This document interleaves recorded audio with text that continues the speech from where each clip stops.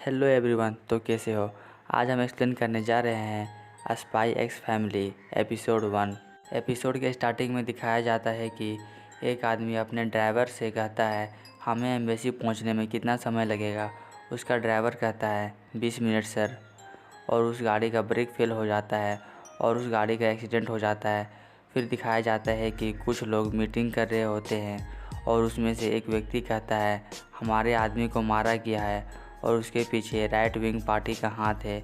वे लोग वेस्टेल्स के खिलाफ़ कोई साजिश रच रहे हैं, हमें किसी तरह उन्हें रोकना होगा।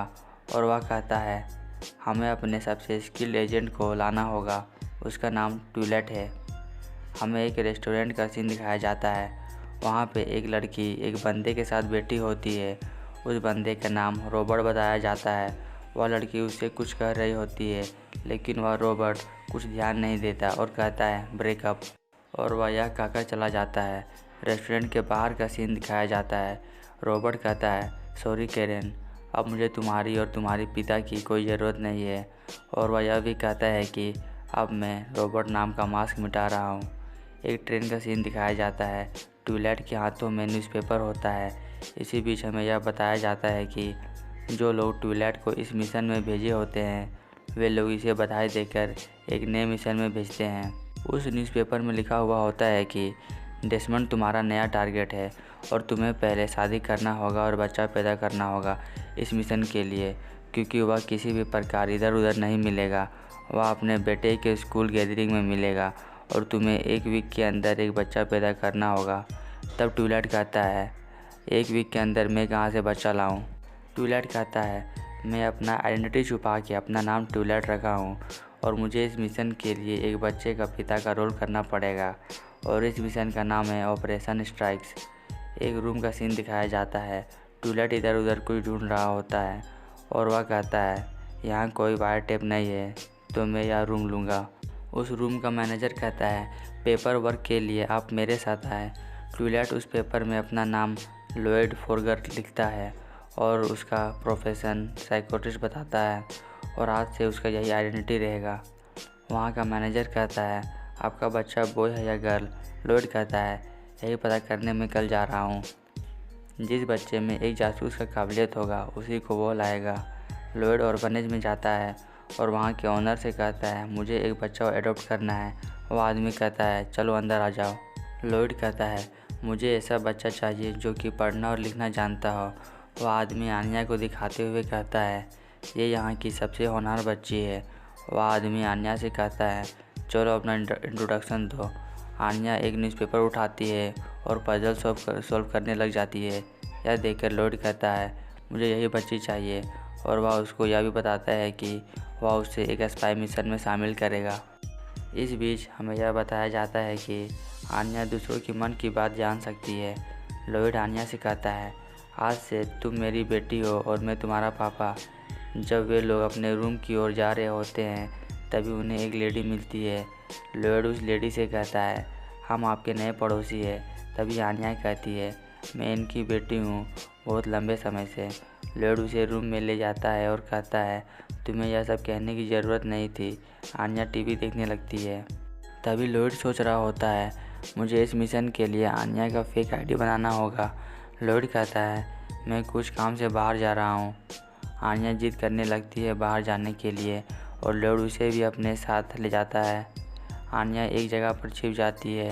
तब लॉयड सोचने लगता है मैंने ऐसा क्या किया कि ये मुझसे हेट करने लगी है।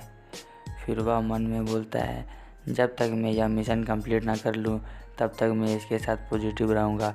यह सब आन्या सुन सकती थी क्योंकि उसे टेलीपैथी आता था। आन्या कहती है मुझे पीनट पसंद है लेकिन गाजर अच्छे नहीं लगते हैं। तब आन्या दुकान में कुछ खरीद रही होती है। तब लॉयड मन में सोच रहा होता है कि यह उतनी स्मार्ट नहीं है जितना मैं समझता था। यह सब सुन के आन्या रोने लगती है। तब लॉयड कहता है चुप हो जाओ, मैं तुम्हारे लिए पीनट खरीद लूँगा। फिर वे दोनों घर की ओर जाने लगते हैं। तब आन्या कहती है मुझे नींद आ रही है, मैं अब चल नहीं सकती। लॉयड उसे गोद में लेके घर आ जाता है। आन्या सो रही होती है। तब लॉयड कहता है यह मिशन कंप्लीट होने के बाद मैं इसे ऑर्फनेज में छोड़ आऊँगा। लॉयड आन्या से पढ़ने के लिए कहता है लेकिन वह नहीं मानती। वह कहती है मुझे पढ़ने की ज़रूरत नहीं है, मैं लोगों की माइंड रीड करने में अच्छी हूँ। इससे परेशान होके लॉयड बाहर आ जाता है। लॉयड एक अपने दोस्त के यहाँ आता है जो कि आन्या के एक फेक आईडी कार्ड बनाया हुआ होता है। उसका दोस्त का नाम फ्रैंकी होता है। फ्रैंकी कहता है, मैंने कुछ रिकॉर्ड्स निकाले हैं आन्या के।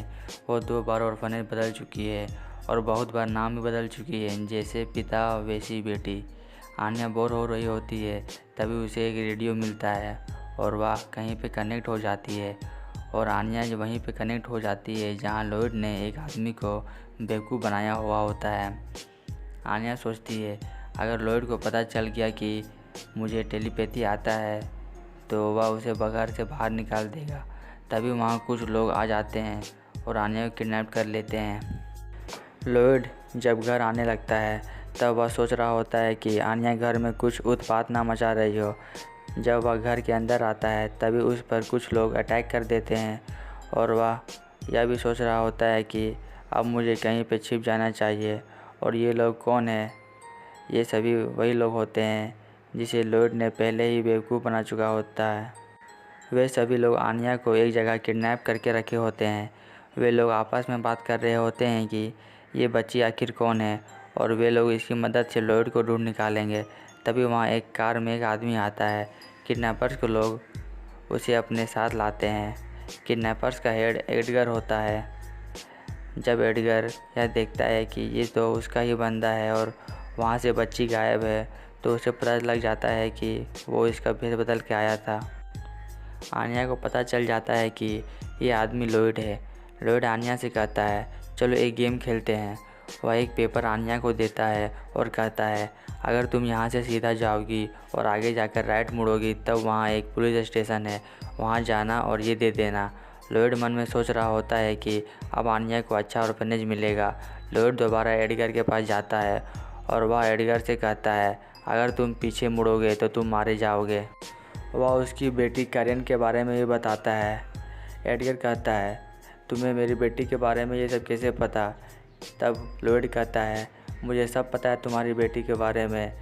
उसके कहाँ पे तिल है, उसका नाम क्या है, वो कहाँ जाती है, मुझे उसके बारे में A to Z सारा चीज़ ये पता है। यह सब सुनकर एडगर हैरान हो जाता है। लॉयड कहता है, अगर तुम्हें और तुम्हारी बेटी को शांति से जीना है तो मेरे रास्ते में दोबारा मत आना। कुछ समय बाद का सीन दिखाया जाता है। आन्या एग्ज़ाम में बैठी हुई होती है। वह किसी तरह एग्ज़ाम देती है और वह एग्ज़ाम में पास हो जाती है। यह सब देखकर लॉयड बड़ा खुश हो जाता है। लॉयड के रूम का सीन दिखाया जाता है।